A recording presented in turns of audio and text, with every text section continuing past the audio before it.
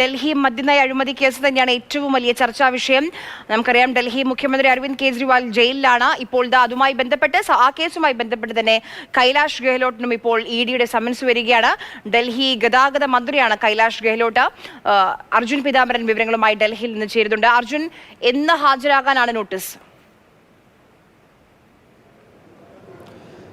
ആര്യ, ഇന്ന് തന്നെ ചോദ്യം ചെയ്യലിന് ഹാജരാകാൻ വേണ്ടിയിട്ടുള്ള നോട്ടീസാണ് നൽകിയിരിക്കുന്നത്. ഇന്ന് ഹാജരാകുമെന്നുള്ള കാര്യത്തിൽ ഇതുവരെയും വ്യക്തമായിട്ടില്ല. എന്തായാലും ഇന്ന് തന്നെ ചോദ്യം ചെയ്യലിന് ഹാജരാകണം എന്നുള്ള കാര്യം നിർദ്ദേശിച്ചുകൊണ്ടാണ് ഡൽഹി ഗതാഗത മന്ത്രി കൂടിയായിട്ടുള്ള കൈലാഷ് ഗെഹ്ലോട്ടിന് ഇഡി സമൻസ് അയച്ചിരിക്കുന്നത്. പ്രത്യേകിച്ചും ഈ സമൻസിൽ പറയുന്ന ഒരു കാര്യമെന്ന് പറയുന്നത് ഈ മദ്യനയം, ഡൽഹി മദ്യനയവുമായി ബന്ധപ്പെട്ട് അതിൻ്റെ കരട് തയ്യാറാക്കാൻ ഒരു ഗ്രൂപ്പ് ഓഫ് മിനിസ്റ്റേഴ്സ് ഉണ്ടായിരുന്നു.